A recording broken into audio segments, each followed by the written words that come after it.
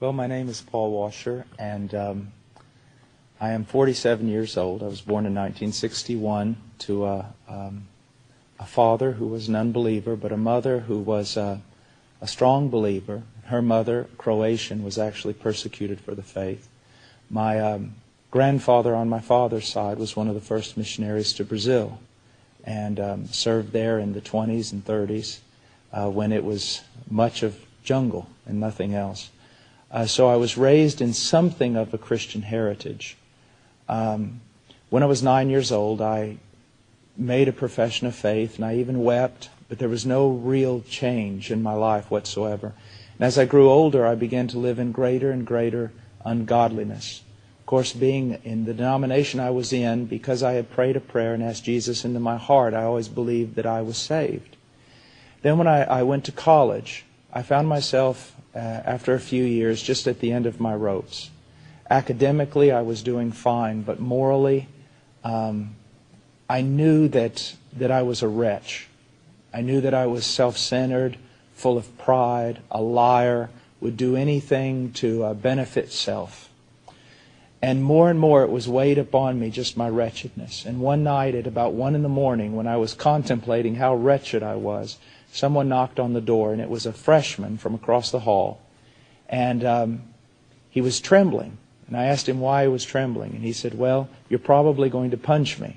And I said, "Well, you're probably right. It's 1 in the morning." And he said, "For 2 weeks, God's been telling me to tell you something, but I'm afraid of you. But I can't stand it any longer, so I have to tell you." And he said, "I have a message from God." And I literally thought, what is he, some kind of wacko or something? And he said, "This is the message. God says that you are wretched and you are miserable, and you will continue to be miserable until you surrender your life to Jesus Christ." And it was at that moment that God truly began to work in my life in a tremendous way. I was a very, very immoral person.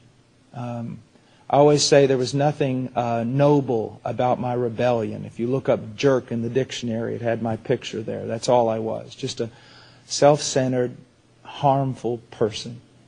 And Christ began to work in my life, and eventually I was converted. And from there immediately, I felt a burden to preach. Whether it was on the streets or soul winning on the street corner or speaking to my friends. And began to just preach the gospel, what I thought was the gospel. I ended up going to seminary, and after seminary, I was greatly influenced by George Mueller and Hudson Taylor. And so I wanted to go to the mission field, but not with an organization and without really raising support or telling people about what God was doing. And my little Baptist church, where I was a member in Illinois, under their authority, it's a small church in the middle of a cornfield, I went to Peru. And God began to do miraculous things there. It was a very dangerous country at the time with the terrorist movement, the Sendero Luminoso, a shining path. War was on, bombs exploding, dead people in the streets. But God used all of that to begin to transform my life. But mainly I was challenged by an ex-Catholic priest who had become an evangelical, a Baptist pastor, to read the Bible just over and over and over. He asked me to teach a class in his seminary, and the first semester was the students had to read their Bible, the entire Bible that semester, and write their comments on every chapter.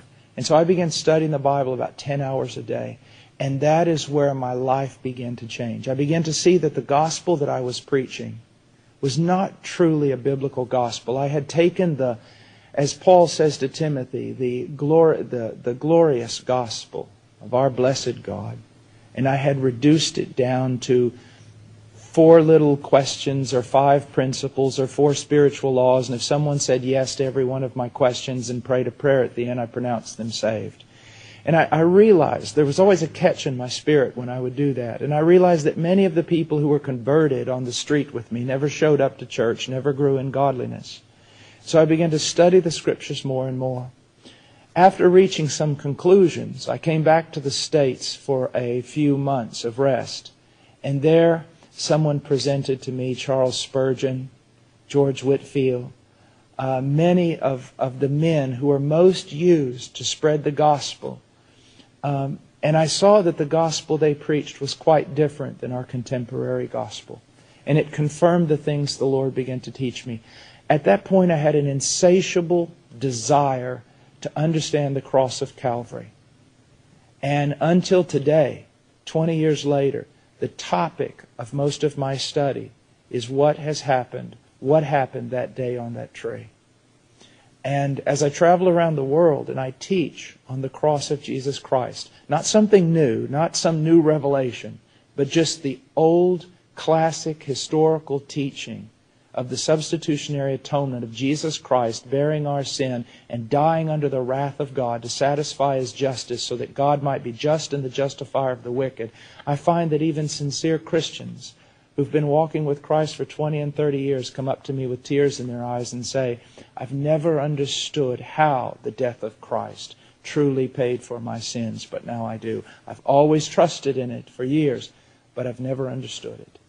And so I begin to see that this country and this world is not so much gospel hardened as it is gospel ignorant.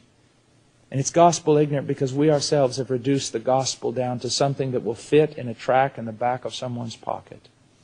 And so that's more of the testimony of my life. When I was in Peru, we began supporting indigenous missionaries. And that has grown tremendously now to where we are supporting missionaries through an organization called Heart Cry, missionaries around the world in about 15 different countries on 4 continents. God has greatly blessed that ministry. And that's where I spend most of my time now. If I'm not preaching in the States, I'm overseas instructing and teaching missionaries.